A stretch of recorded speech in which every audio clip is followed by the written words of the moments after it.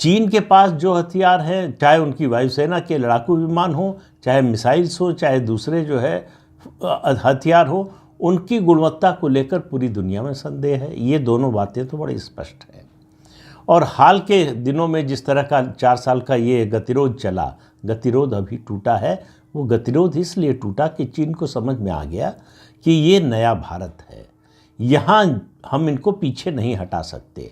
तो चीन की जो नीति रही है, विस्तारवादी नीति, जिसमें सलामी स्लाइसिंग एक स्ट्रेटजी के रूप में इस्तेमाल की जाती है कि 5 कदम आगे बढ़ जाओ, फिर गतिरोध होगा, बातचीत होगी, कुछ जो है विवाद होगा, और उसके बाद जो है 3 कदम पीछे हट जाओ, तो 2 कदम पर तो कब्जा हो गया।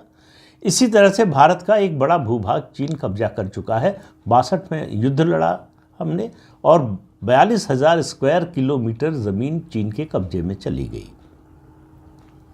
ये उसके बाद भी चीन जो है इस तरह की नीतियां अपनाता रहा है, कभी सीमा पर शांति नहीं होने दी।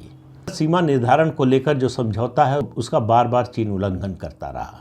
बातचीत में हम किसी एक मुद्दे तक जो है पहुंच जाते हैं, उसको सुलझा लेते हैं, अगली बैठक में वो फिर उस पर विवाद उठा देता है। फिर वो इस समय की बात नहीं, वो कहता है कि हमारा तो 50 साल पहले, 60 साल पहले, 100 साल पहले यहाँ पर कब्जा था। इस तरह के नए नए विवाद खड़ा करता रहता है।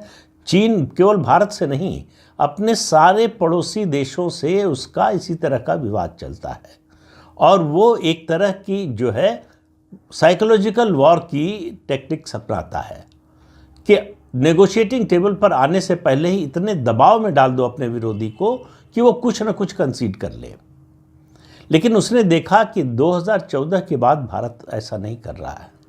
उसको समझ में आ गया कि हालात बदल गए हैं, तो उसको अपनी रणनीति भी बदलनी पड़ेगी। तो इसलिए चीन लद्दाख सीमा से अपनी फौजें हटाने को तैयार हुआ।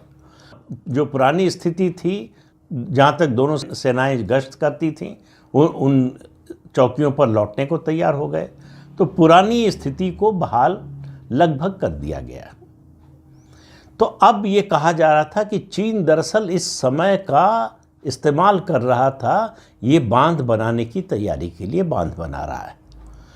चीन बेडाग में जो है ये बांध बना रहा है, जो मैकमोहन लाइन से लगा हुआ सटा हुआ इलाका है, और चीन यहाँ पर 60,000 मेगावाट का हाइड्रो पावर क्षमता जो है विकसित करना चाहता है। और इसका जो रिजर्वायर होगा, उसमें जो पानी इकट्ठा करने की क्षमता होगी, जल संचय की जो क्षमता होगी, वो लगभग 55.5 BCM यानी बिलियन क्यूबिक मीटर होगी।